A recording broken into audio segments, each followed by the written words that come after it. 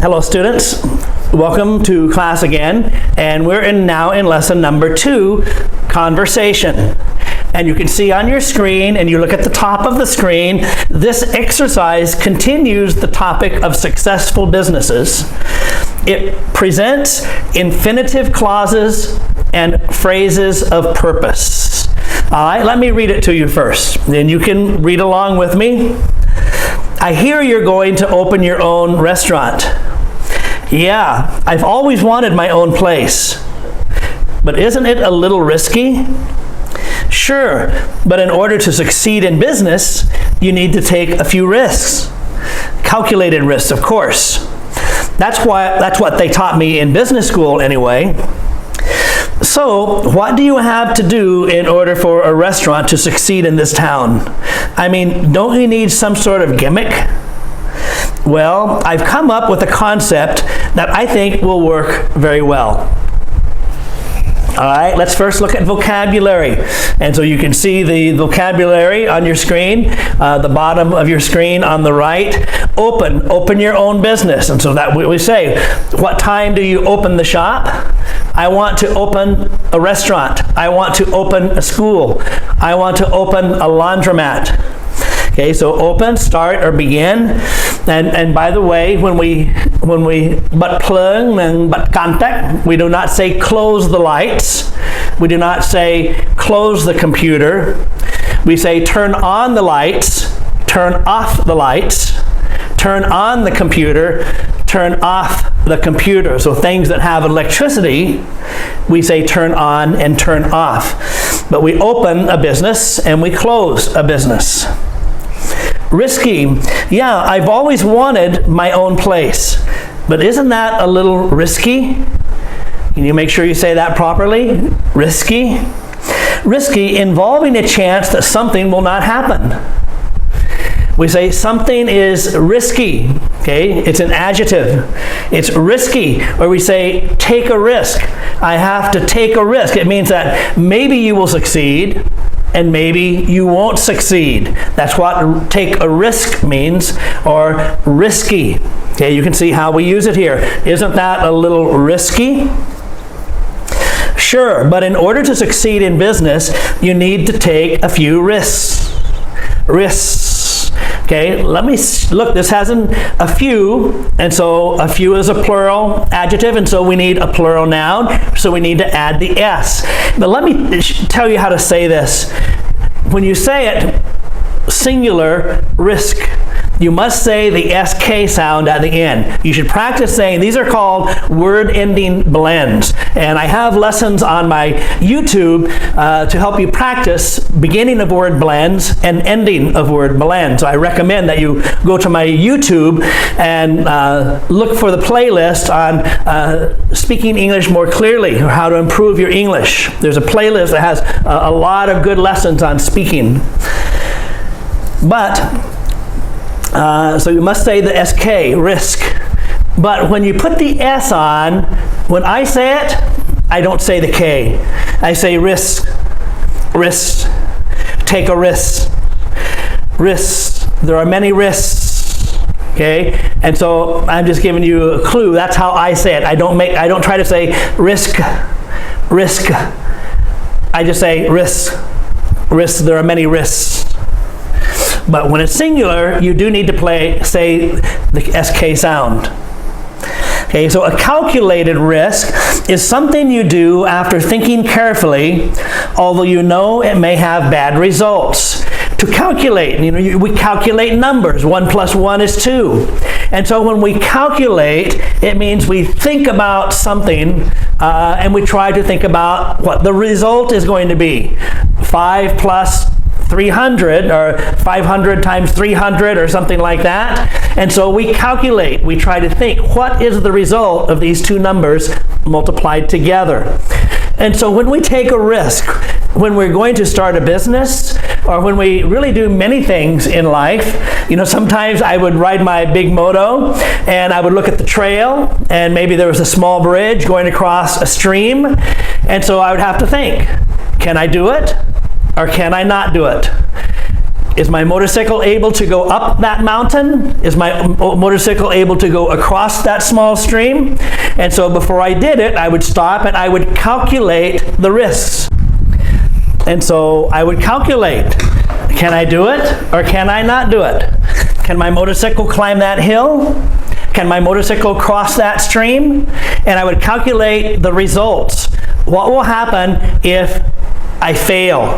What will happen if I crash? And so this is called a calculated risk. You don't just rush out and do it, but you research it. You think about it first, and then you decide, I think I can do it, but it's possible that I might fail. That's called a calculated risk. He said, you need to take a few risks. Calculated risk, of course. That's what they taught me in business school anyway. And so Kelly asks, so what do you have to do in order for a restaurant to succeed in this town? I mean, don't you need some sort of a gimmick? A gimmick? A gimmick is a trick or something unusual that you use or do in order to make people notice someone or something. And so a gimmick is something you do to make people pay attention to you. All right? And so a gimmick might be or your gimmick might be giving away something free to the first 100 customers. Or your gimmick might be putting a clown in front of your place of business, or putting some Apsara dancers in front of your business, or something like that. It's a gimmick. It's something that you do to try to get people to pay attention to your business. All right? And so I will tell you this, gimmicks are necessary and gimmicks are useful in business. You need some way for people to pay attention to you. For example, a restaurant. You want to open a restaurant? You know, there are thousands of restaurants in Phnom Penh. There are dozens of restaurants in your village or your district. And so why should people choose your restaurant instead of another restaurant? Or a hair salon. I know somebody who has a hair salon and she has no customers. And she will not advertise. She does not try to do a gimmick like discount fingernails or discount a hair wash or something like that. And so you need some way for people to choose your business instead of another business, your competitor. Okay, and so finally, he says, well, I've come up with a concept that I think will work very well. The concept is an idea on how something should be done. And he said, I've come up with. It means I have. Come up with is a phrase that means that I have created. I've been thinking about it and now I have something. I've come up. I have an idea. I've come up with an idea. I've come up with a solution to your problem. I've come up with a way that we can do it.